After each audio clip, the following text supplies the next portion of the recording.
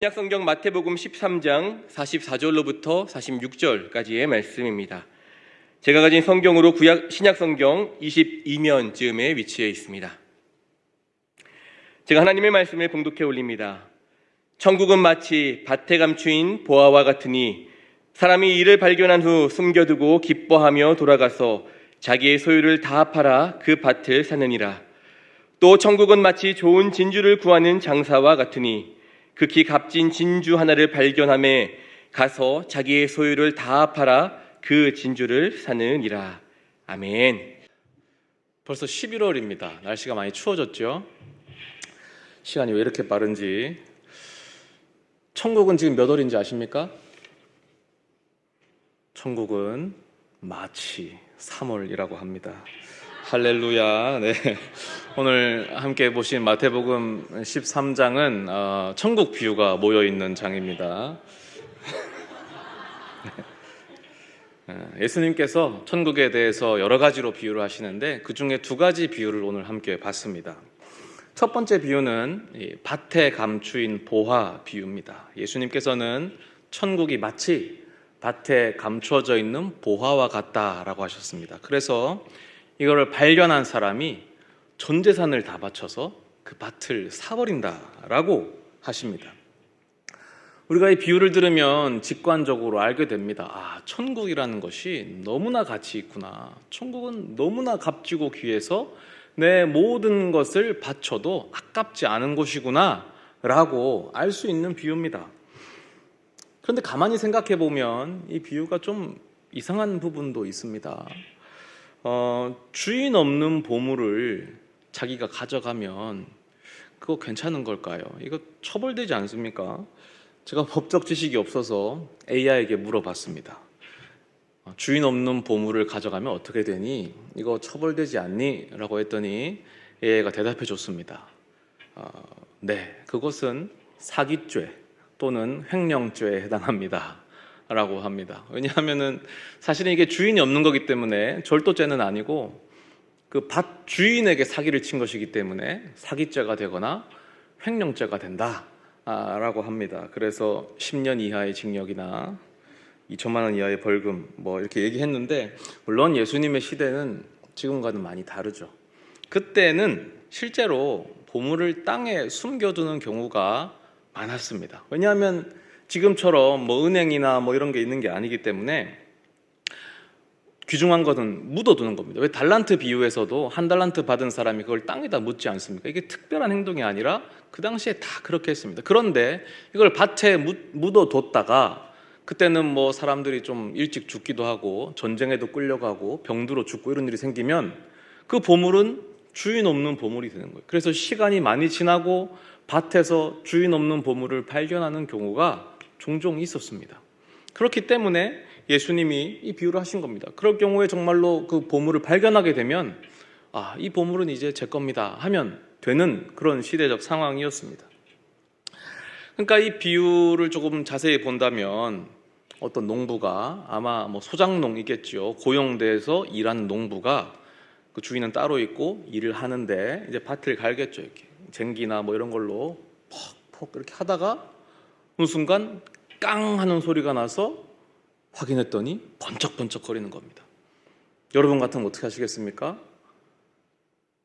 당황하지 않고 자연스럽게 흙을 이렇게 덮으면서 아무도 못 본 것을 확인하고 이제 가서 계산을 하겠죠. 야, 내 재산이 얼마가 있는지 확인해서 그 어떻게든 그 땅을 살려고 할 겁니다.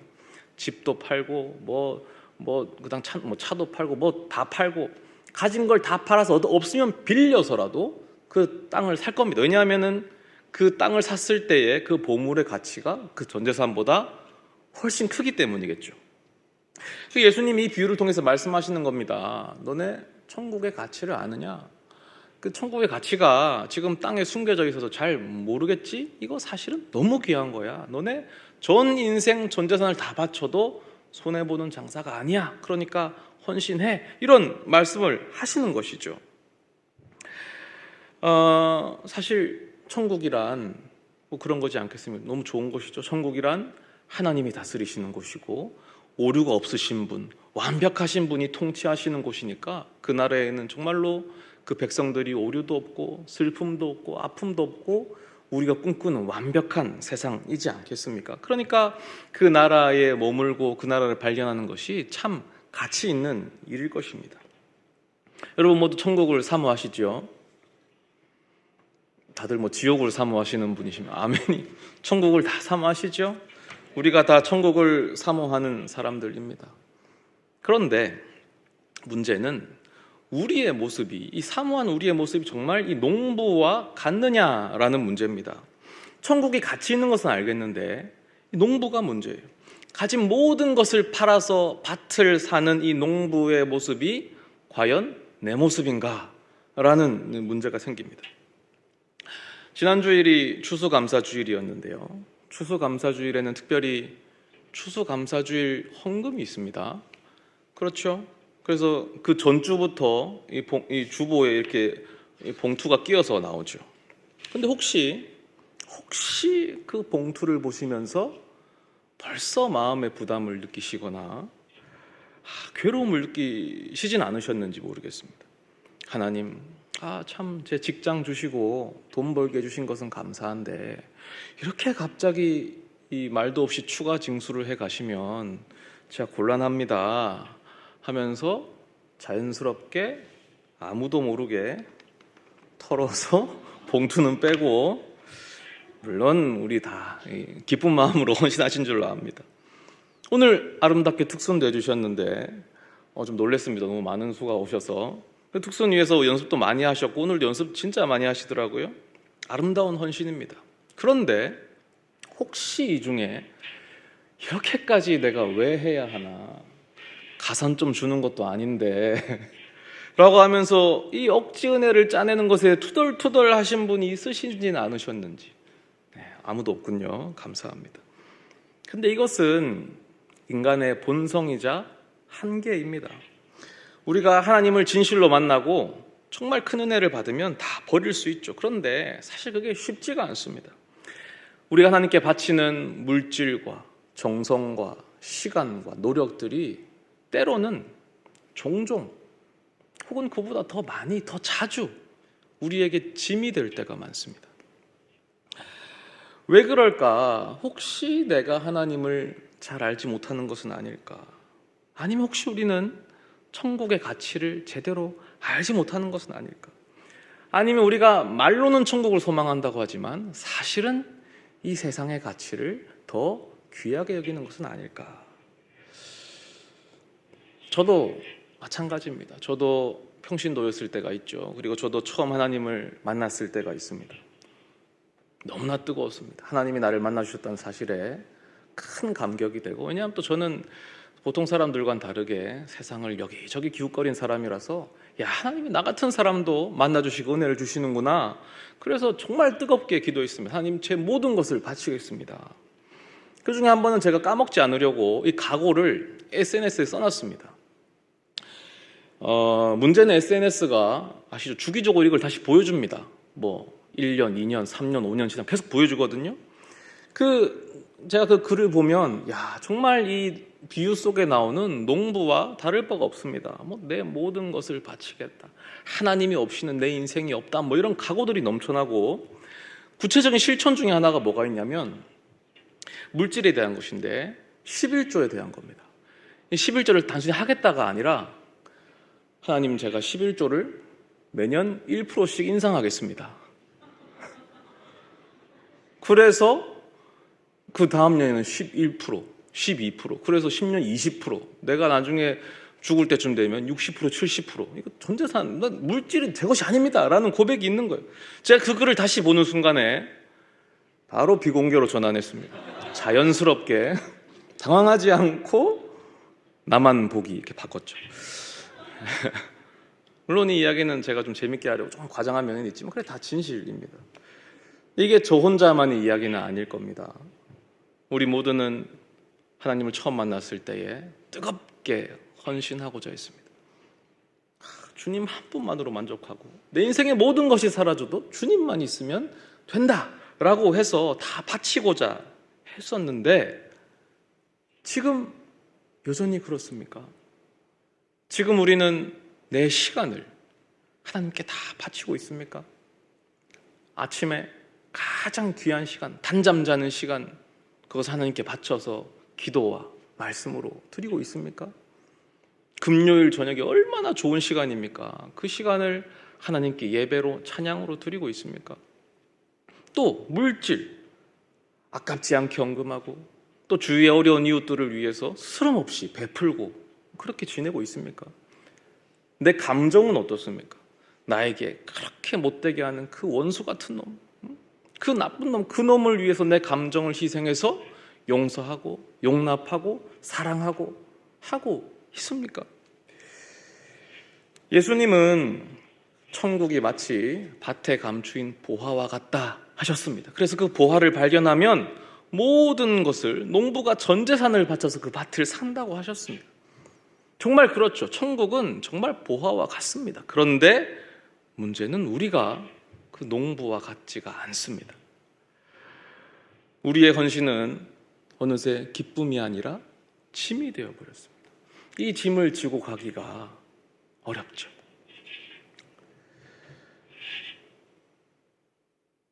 예수님께서는 우리의 연약함을 아시고 두 번째 비유를 이어서 말씀하십니다. 이 두 번째 비유는 천국의 가치를, 관점을 완전히 다른 관점에서 보여줍니다. 좋은 진주를 구하는 장사 비유입니다. 천국은 마치 좋은 진주를 구하는 장사와 같아서 극히 값진 진주 하나를 발견하면 자기 모든 소유를 팔아서 그 진주를 산다라고 하십니다. 아니 이거 똑같은 비유 아닙니까? 똑같이 전 재산 팔아서 사는 거 아닙니까? 다릅니다. 완전히 다른 비유. 앞의 비유에서는 천국이 마치 보화와 같다라고 하셨습니다. 이번 비유에서는 천국이 진주와 같은 것이 아니고 그 진주를 구하는 장사와 같습니다. 이 진주는, 예수님 시대의 진주는 정말 부의 상징이고 지위의 상징, 최고 상징이었습니다. 특히 홍해나 인도양이나 페르시아만에서 나는 이 진주, 그 최상급 진주는 너무나 귀해서 왕이나 아주 높은 귀족들만 할 수 있는 그런 장신구였습니다. 근데 문제는 진주라는 것은 위험성이 따르죠. 왜냐하면 그 중에 가품도 있고 진품도 있고, 진품 중에도 최상급이 있는가 하면 하급 진주가 있겠죠. 그래서 진주 장사에게 요구되는 가장 중요한 능력은 감정 능력입니다. 진주 감정 능력. 오늘 이 본문의 진주 장사라는 것은 단순한 상인이 아니라 오늘날 보석 감정사처럼 진주를 감정해서 그 가치를 책정하는 사람을 말합니다. 그러니까 이 사람은 직업이 항상 진주를 찾으러 다닙니다. 농부가 우연히 보화를 발견한 것처럼 우연히 발견하는 게 아니라 항상 찾으러 다니다가 어느 날 최상급 진주를 발견하면 어떻게 되냐면 가진 모든 것을 파는 것입니다. 만약에 어부가 안 팔려고 한다? 어떻게든 흥정하는 겁니다. 그래서 가진 걸 다 팔고 빚을 내고 어떻게 해서라도 이 진주를 삽니다. 왜냐하면 진주가 훨씬 더 가치 있기 때문입니다. 이 두 번째 비유에서 천국이 바로 이 장사와 같다고 하십니다. 진주가 아니라 진주를 구하는 장사와 같습니다. 그러면 진주는 무엇이겠습니까? 하나님의 백성입니다. 천국은 하나님의 백성을 찾아 헤매고 모든 것을 바쳐서 그 백성을 구하는 것입니다. 그러니까 이 비유는 하나님께서 모든 것을 포기하시고 그 백성을 구원하신다는 비밀이 담겨 있습니다. 하나님이 무엇을 포기하셨습니까? 하나님이 무엇까지 바쳐서 진주를 구하십니까? 하나님은 첫째로 당신의 전능성을 포기하십니다. 하나님은 전능하신 분이십니다. 불가능이 없으신 분이십니다. 그런데 그 백성들 앞에서는 무능하십니다. 이집트 땅에서는 10가지 재앙으로 천지를 흔드셨는데 당신의 백성의 금송아지 앞에 춤출 때는 무능하셨습니다. 왜? 그 백성을 사랑하시기 때문이죠. 또 하나님은 당신의 자유로움을 포기하셨습니다. 하나님은 천지를 창조하셔서 어디에도 소속되지 않고 자유로운 분이신데 그 하나님이 성막에 임하시고 성전에 임하시고 하나님의 백성 가운데 임하셨습니다. 하나님의 백성의 하나님을 부르면 낮이든 밤이든 달려와서 그 목소리에 응답하시는 분이 되시고 말았습니다. 왜? 그 백성을 사랑하시기 때문이죠. 그리고 하나님은 당신의 독생자 아들 예수 그리스도까지 포기하셨습니다. 하나님과 그 아들은 태초 이전부터, 시간이 있기 전부터 함께 존재해오던, 함께 해오던 사이였는데 극진한 사랑을 깨뜨리고 하나님이 그 아들을 굳이 이 땅으로 보내시고 굳이 사람의 몸을 입게 하시고 굳이 가장 처참한 방법으로 그 생명을 잃게 하셨습니다. 왜냐하면 백성들을 사랑하시기 때문입니다. 하나님의 백성은 세상의 눈으로는 진주가 아닙니다. 세상적인 감정가로 보면 아무런 가치가 없죠. 그저 반역하는 죄인에 불과한데 하나님의 눈에는 최상급 진주로 여겨지는 겁니다. 그래서 당신의 전능함보다, 당신의 자유로움보다, 심지어 당신의 독생자 아들보다 더 귀하고 가치 있다고, 그래서 그것을 다 포기하시고 그 백성을 구원해 내십니다. 우리가 우리 스스로의 가격을 감정한다면 얼마 정도의 가치가 있겠습니까? 제가 유튜브에서 가끔 그런 콘텐츠를 본 적이 있습니다. How much라고 해서 길 가는 사람 붙잡고 How much 하면은 이 착장이 얼마인지 보는 겁니다. 그래서 외투가 30만 원짜리고 바지가 얼마짜리고 신발이 얼마고 액세서리가 얼마고 해가지고 How much 띠리링 이렇게 가격이 나오는 겁니다. 여러분은 스스로가 얼마입니까? 매겨본다면 단순히 착장뿐만 아니겠죠. 내가 버는 연봉이나 내가 가진 능력이나 건강이나 관계나 내 성격이나 인간성이나 이런 것들을 다 해가지고 자기의 가치를 어느 정도 매길 수 있을 것입니다. 누군가는 꽤 높게 책정하시겠죠. 10억, 100억, 옆 사람이 보기엔 그 정도는 아닌데 높이 책정할 수도 있을 것이고, 또 누군가는 내가 스스로를 좀 자존감이 낮으면 낮게 책정할 수도 있을 겁니다. 그런데 그 가격이 아무리 높다 한들 하나님의 전능하심과 비교할 수 있겠습니까? 하나님의 전능하심을 책정한다면 얼마가 되겠습니까? 그게 얼마나 위대한 가치인데 내가 뭐라고 하나님께서 나를 위해서 그것을 포기하십니까? 또 내가 아무리 가격이 높이 책정한다 한들 그것이 하나님의 자유하심과 비교할 수 있겠습니까? 내가 뭐라고 하나님께서 그 자유하심을 포기하시고 내가 하나님을 부르면 낮이든 밤이든 그 음성 들으시고 오셔서 위로하시고 말씀 주시는 것입니까? 또 내가 아무리 가격이 높더라도 그 가치가 하나님의 독생자 예수 그리스도의 생명과 맞바꿀 수 있겠습니까? 도대체 내가 뭐라고 나를 자녀 삼으시려고 하나님의 그 아들을 희생하셨단 말입니까? 나에게 그 정도의 가치가 있습니까? 없습니다. 없죠.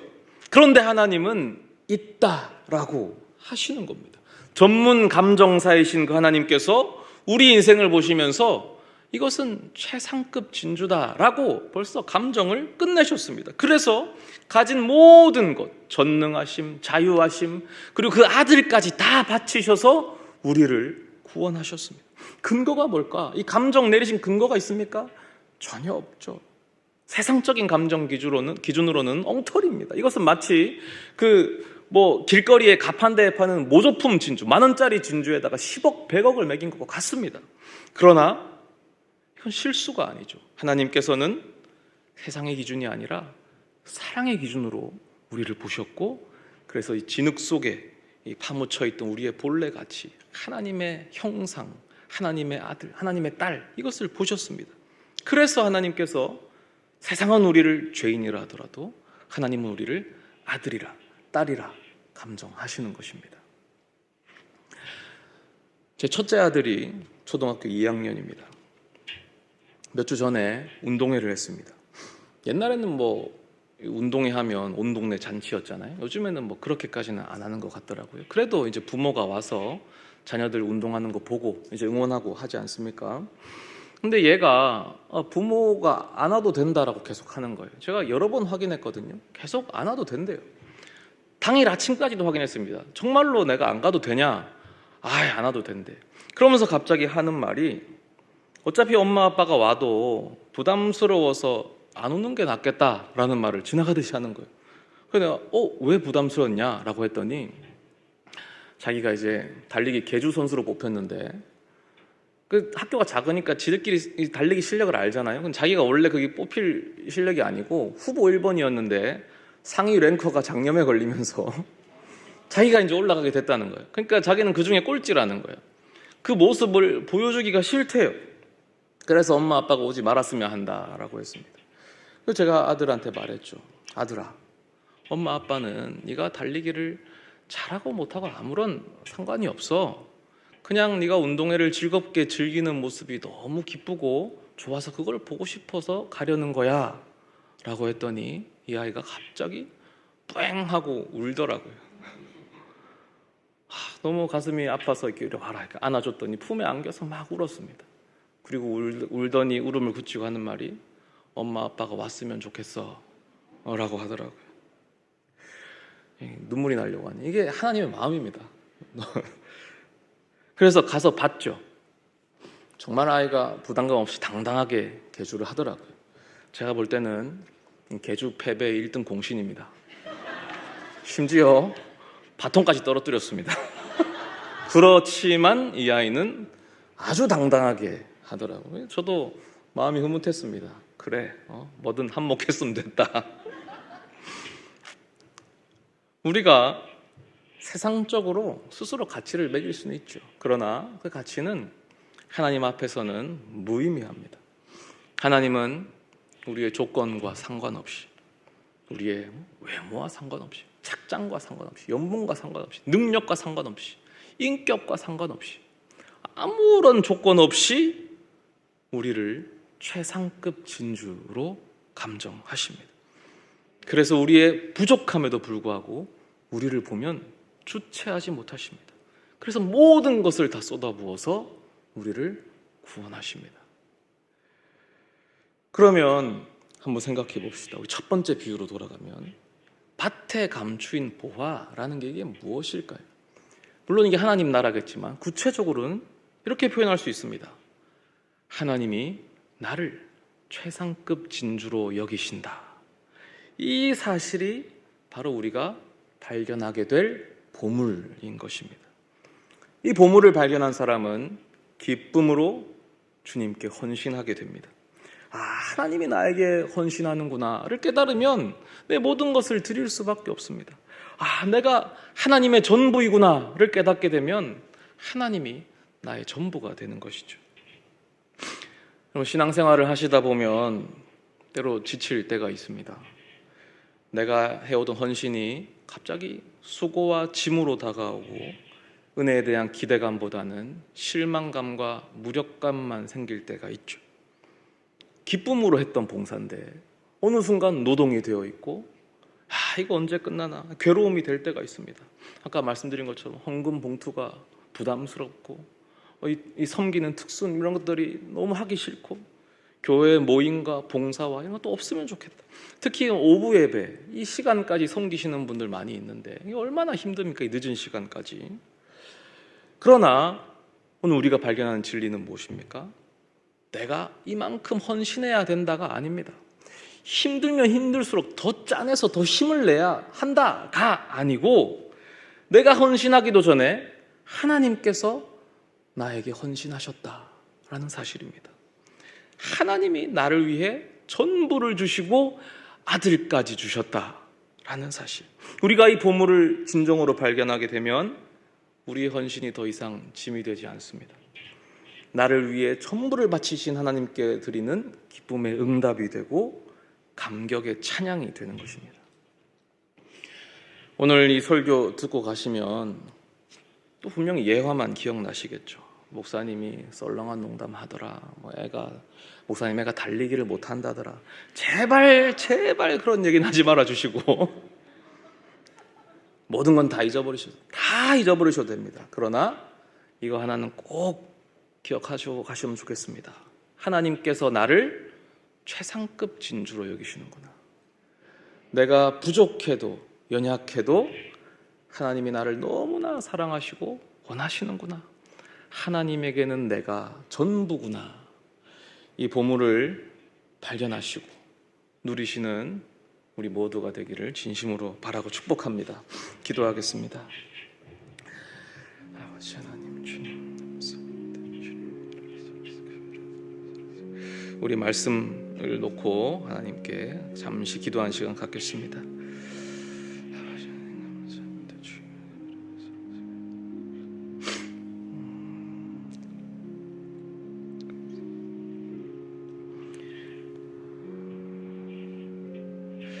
하나님 아버지 감사합니다. 저희들 때로는 지치고 어렵고 아버지 천국을 바라보기보다 나의 헌신을 바라볼 때가 많았습니다. 그러나 주님, 오늘 다시 한번 깨닫습니다.